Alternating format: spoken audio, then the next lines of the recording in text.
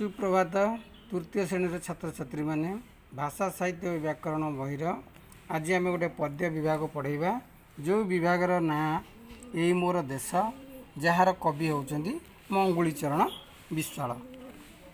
पद्यटी को भल भाव में पढ़ा तार कष्ट शब्द ता मध्य कहीदे और सांगे सांगे बुझाईदे। प्रथम पंक्ति अच्छी बुलिली मुई जगत सारा घूरिली मुई देश विदेश पाइली नहीं केउठी हेले मो देश माटी समान देश।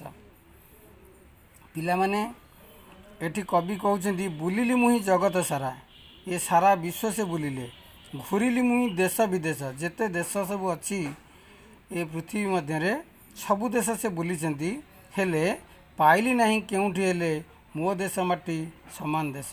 मो देश भलिया मो भारत देश भाया गोटे देश कौ देश भी देखा पाइली ना।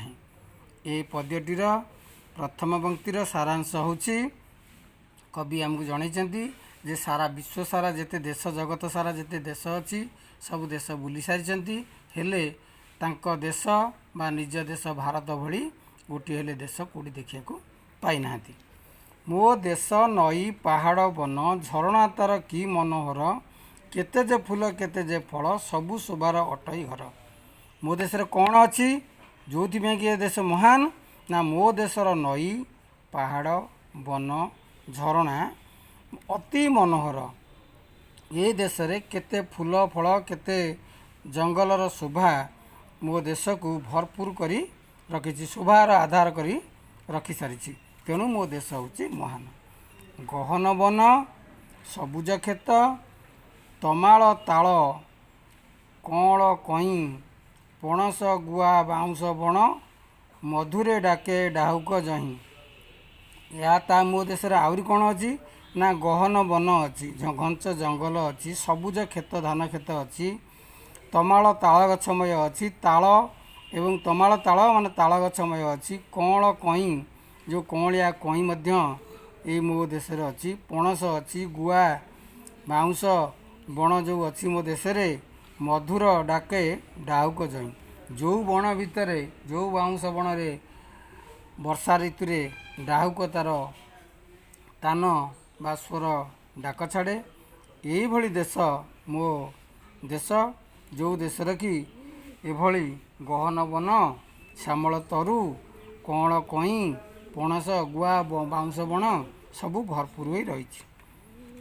जा बारबाटी पाइक माटी कोड़े हसे जा कोणारक जा हीराकुद पारादीपी रे मुईची एक नुआ अरक। आउ कौन अच्छी मो देश रे ना जा बारबाटी पाइक माटी ये बारबाटी दुर्ग हूँ मोर पाइक मानकर माटी जहाँ जो माटी रे मो देश गर्बियान वर्षियान एवं गर्बियान कहीं ना ये देश हूँ गोटे वीरर माटी। कूଳରେ हसी जा कोणार्क आउ जो देश कोणार्क भली एक मंदिर जहाँकि प्रत्नतत्व भरपूर होती आम देशर जे ऐश्वर्य एवं किंवदंती कारुकार्य रही जाइछि जहाकु देखि आज पर्यंत लोक झुरी होउछन्ति। आउरी मध्य कौन अच्छी ना हीराकुदुरे जो जलप्रपात अच्छी जेठू आमर विद्युत शक्ति उत्पादन करा जाउछि से भी एक महान कीर्ति। पारादीपी बंदर मध्य ताठारु बड़ी जे एक नुआ अपूर्व सहर गढ़ी उठी जोठी बंदर दे सारा देश विदेश को धनरत्न रत्नानी और आमदानी हो पार्टी मो देश एक महान देश अटे। जन्म एठी कर्म करी धर्म तले धर्म धरी यही हो मरण मोर मार कूले शरण करी।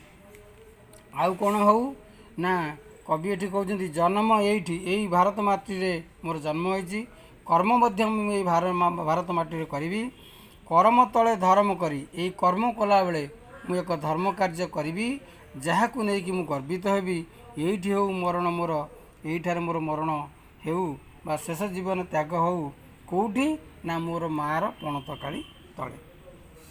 आउर कौन कवि कहते माटीए नुहे माटी मोर खुआई क्षीर करिछि बड़ ताहारी लगी जीवन देवी मानिबी नहीं बतास झड़। ये देश माटी मो जन्म माटी ମୋ ମାତୃଭୂମି ପାଇଁ ମୁଁ ଜୀବନ ଦେବି। କାହିଁକି ନା ଏହି ମାଟିରେ ଯେତେବେଳେ ମୁଁ ଜନ୍ମ ହୋଇଛି, ଏହି ଜନ୍ମ ମାଟିରେ ମୁଁ ବଢ଼ିଛି, ମାଆର କ୍ଷୀର ଖାଇ ବଡ଼ ହୋଇଛି, ଏହି ଜଙ୍ଗଲ ପାଣି ପବନରେ ମୁଁ ଜୀବନ କଟେଇଛି। ଏ ଦେଶ ହେଉଛି ମୋର ଜନ୍ମ ମାଟି, ଯାହାକୁ ନେଇ ମୁଁ ଗର୍ବିତ।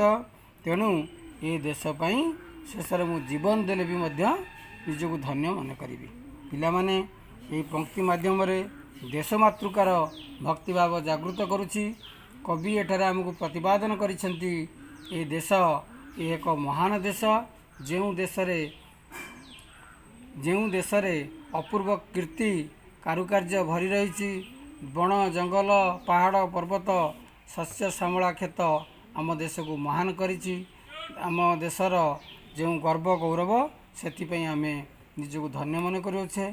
ତେଣୁ ଏ ବିଷୟଟି ପଢ଼ା ସରିଛି, ଆକୁ ଭଲ ଭାବରେ ନିଜ ଘରେ ପଢ଼ିବ ଏବଂ ତା'ର କଷ୍ଟ ଶବ୍ଦ ଗୁଡ଼ିକ ମଧ୍ୟ ଦିଆଯାଇଛି, ତାକୁ ଦେଖିବେ ଏବଂ ପ୍ରଶ୍ନ ଉତ୍ତର କରିବା ପାଇଁ ଚେଷ୍ଟା କରିବେ।